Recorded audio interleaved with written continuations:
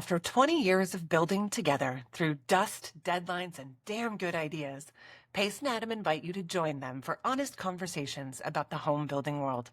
Welcome to Build Connected, where experience meets insight, powered by Diamond Home Restoration. Hey everyone, welcome back to another episode of Build Connected. I am your host, Adam, I'm Pace. and here we are. We are on episode, what are we on, Pace? 24. 24. All right. What's going on? Talk to me. Interesting thing for me this morning, something that hasn't happened in quite a while. I drove by George Lucas. Whoa. Okay. I You don't know know, if I recognize the guy. He's got the beard, right? I don't know.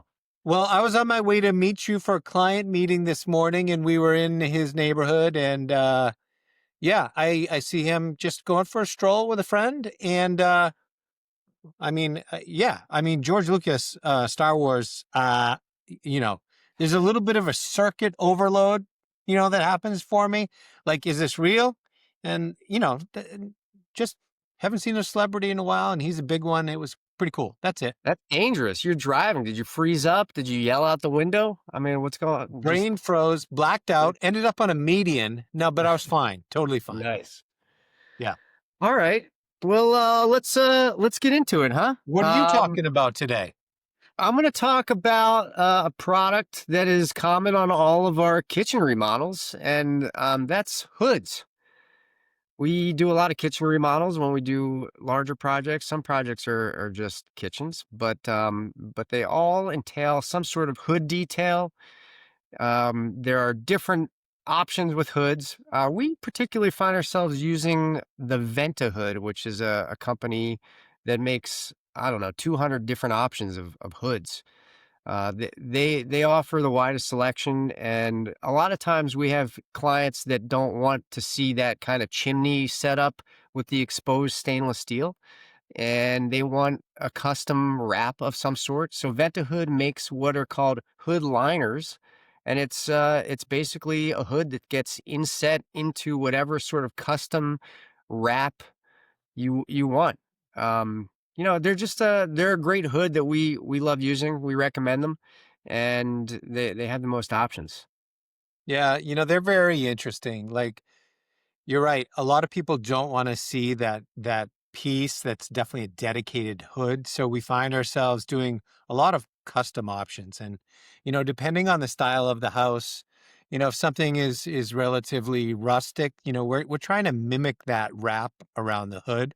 So it just looks very intentional.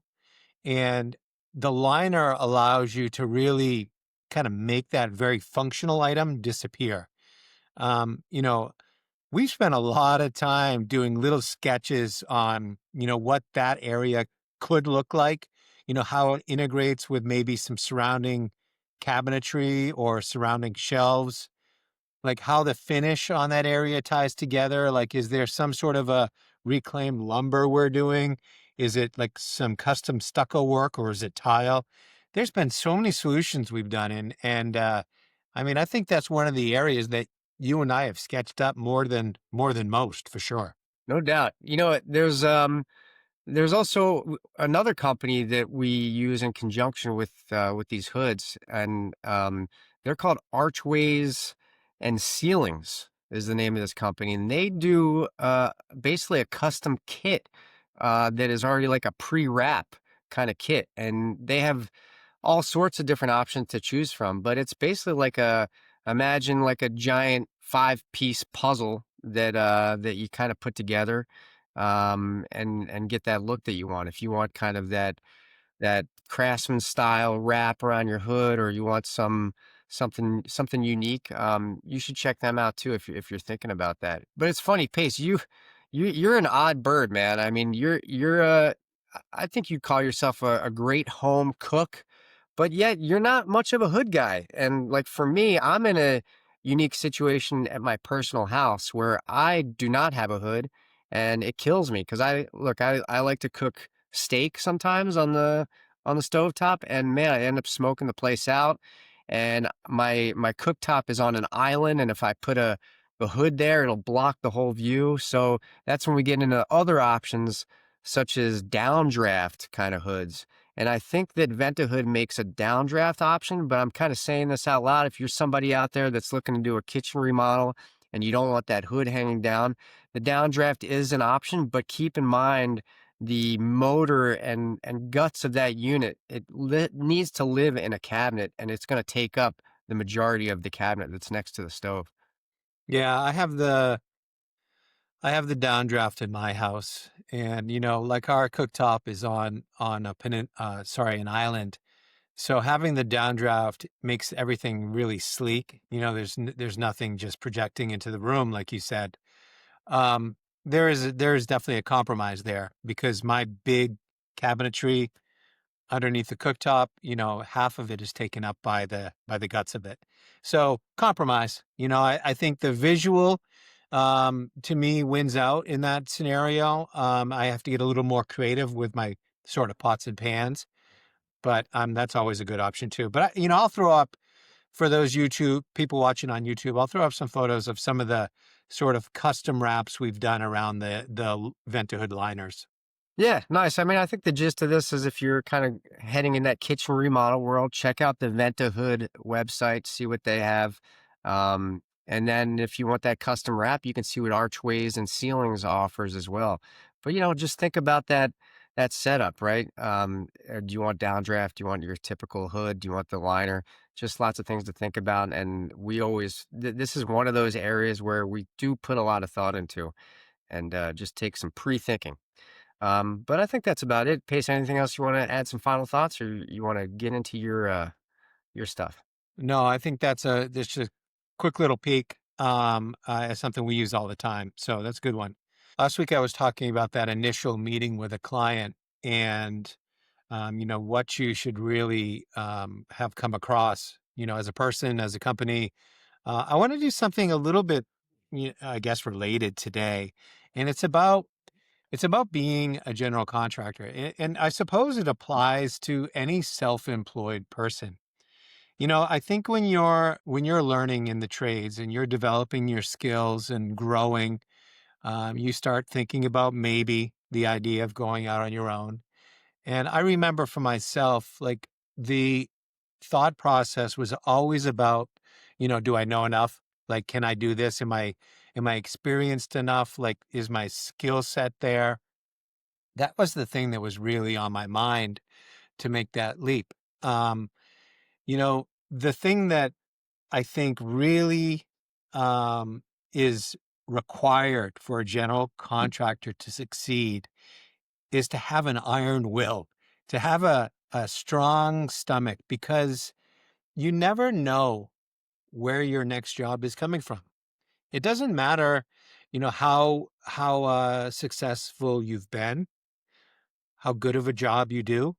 Like the industry is based on one job to the next, and that mentality, moving from an employee to a business owner, it really takes will, right? You've got to be able to push down anxiety of where the next job, where your pay comes from a year, 2 years down the road, because it's unknown. You can have a waiting list, but it only goes out so far. And just constantly being aware of the next project, and it will never end, right? The lifetime of your career, you're always working towards that next job. So it's just interesting. It's something to think about if you're young and you're getting ready to start up, just taking a look at yourself and asking yourself the question, is that something that I can stomach? Can I live through that? Yeah, that's what I wanted to say. Yeah, it's the tip of the iceberg that you're getting into, right? There's so many facets, and the world that we live in is so cyclical, right? Some years are just gangbusters, and we're just cranking jobs, and things are great, and then sometimes things slow down. So not only that iron will to you know, understand that times can be stressful until you kind of have your next jobs lined up, but you really have to plan for the future financially, in terms of having, some coffers set aside for those slower times. especially if you have guys that are working for you that have been with you for a long time, right? You want to be able to make sure that they can continue to get paid, and maybe you're taking on, smaller jobs to keep them busy, but you really want to be smart with those leaner times.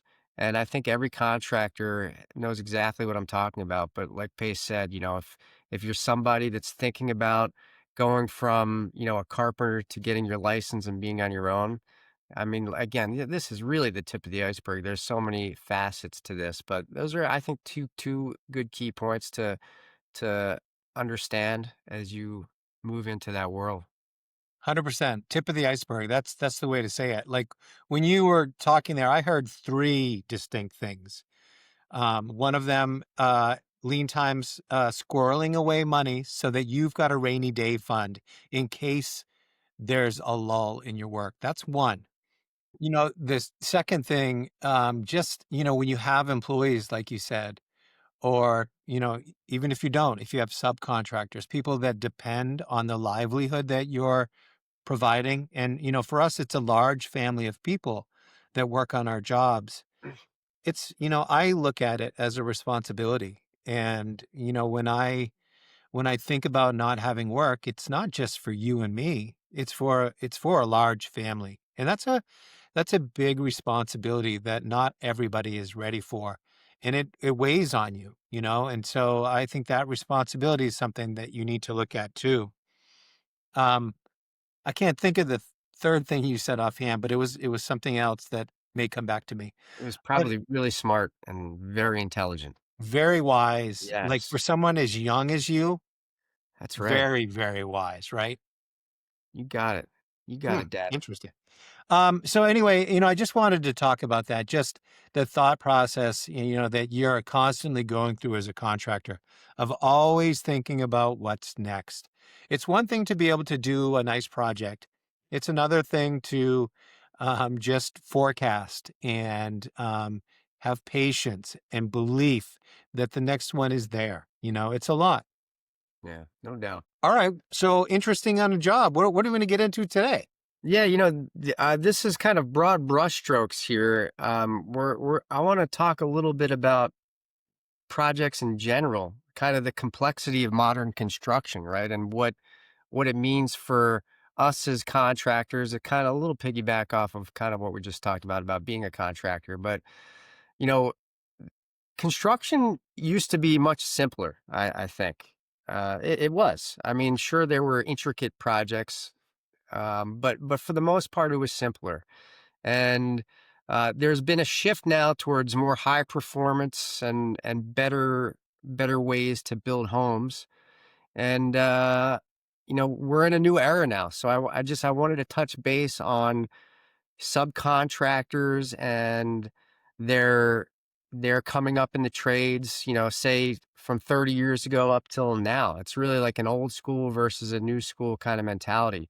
And God, we have so much respect for those longtime tradespeople, right? Their experiences are completely invaluable. But there are challenges in building now where I think it's about those subcontractors, even us as contractors, it's all about adapting, right, to these modern expectations that people have. For example, we have projects where there's, intricate low voltage wiring details, or maybe there's some finished carpentry details that really need some creativity and a special touch.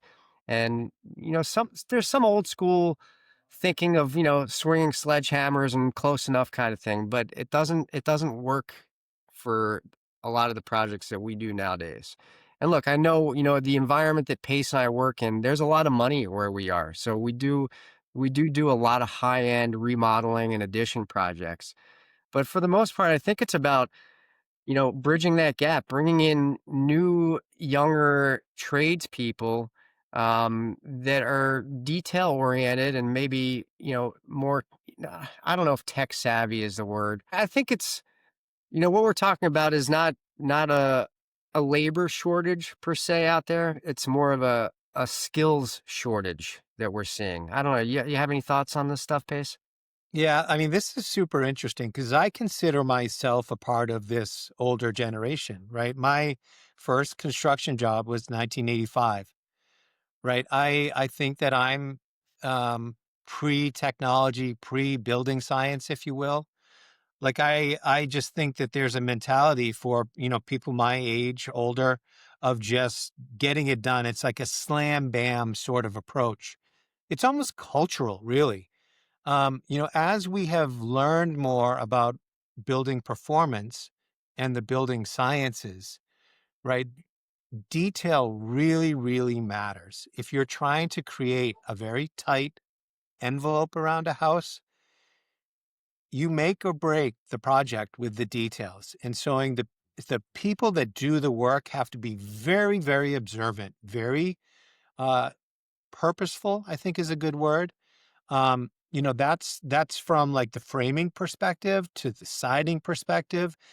You know, the technology in our houses is it's just night and day from what it was, you know, 30 years ago, for sure. There are so many interrelated systems from an electrician's standpoint. You've got to be constantly learning.